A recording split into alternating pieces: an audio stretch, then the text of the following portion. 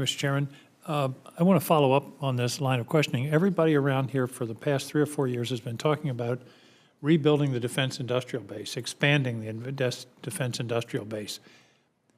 How do we do it?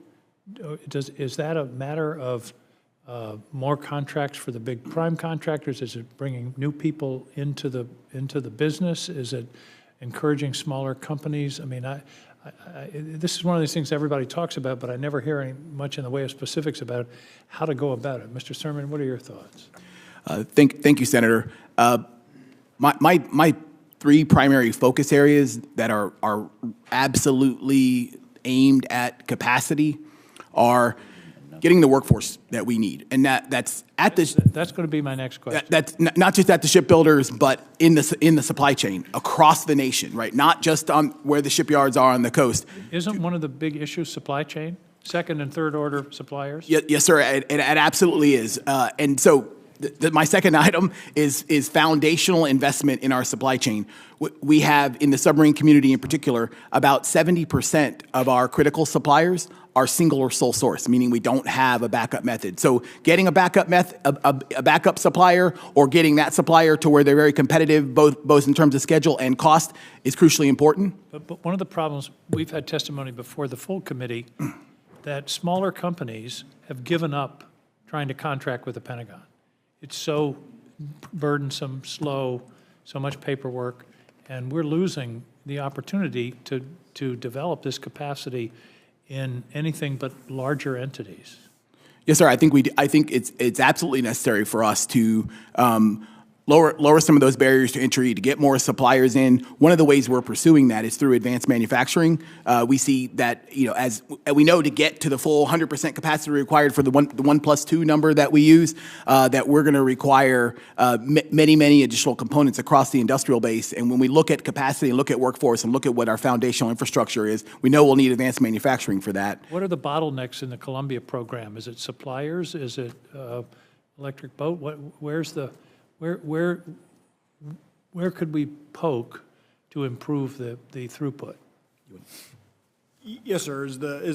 I'll address that as the PEO for Columbia. So it is all the things that Matt Sermon said. It is absolutely supply chain challenges. I would offer that because of the unique authorities that we have with the Columbia program, so the advanced construction, advanced procurement authorities, we've been able to minimize some of those impacts, but we do still feel them. We also have this, the challenges in the shipyards themselves, right? The workforce, the green workforce we have in those shipyards, their ability to not be as efficient as they need to be. Those are also pacing us. And then unique to Columbia, at least on the first ship, is we have the first of class sort of learning that you always have with the first of class. So we're working through those as well. Let's talk about workforce. You fellows have mentioned it 2 or 3 times. I believe we're headed into a time when workforce is a huge barrier now. I was with the building supply companies in Maine today. They have workforce problems. Everybody's facing workforce problems. And we always talk about wages. I think, Admiral, you mentioned wages. But I believe we're going to have to start talking about things like childcare and parking. Because those are the things that are necessary in order to enable people to get to work. And I hope the Navy is, and I know they are in some cases, thinking about those kinds of, that's a legitimate part of the workforce proposition, is these kinds of ancillary benefits, if you will, to attract workers that we need. Yes, sir. I would 100% agree with you. Congress did a great job in the FY23 NDAA about talking about workforce incentives and matching with the shipbuilders and our industry partners when we establish contracts. We've been putting those into some of the most recent shipbuilding contracts, and many of those are looking at things such as childcare, parking, quality of supporting the workforce to then allow them to be able to be the most effective and efficient at their jobs.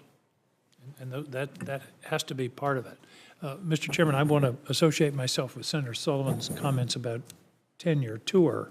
I think of myself, after 3 years, I barely was learning how this place worked. And to learn all you learn in 3 years and then move on, I think that's a discussion that should be had more generally. I'll never forget interviewing General Dunford when he left Afghanistan, and all the knowledge that he had that was walking out the door. So I think that's something that we ought to be talking about generally, not only in nuclear shipbuilding or shipbuilding generally, but across the board, particularly at these high expertise positions. Thank you, Mr. Chairman. I yield.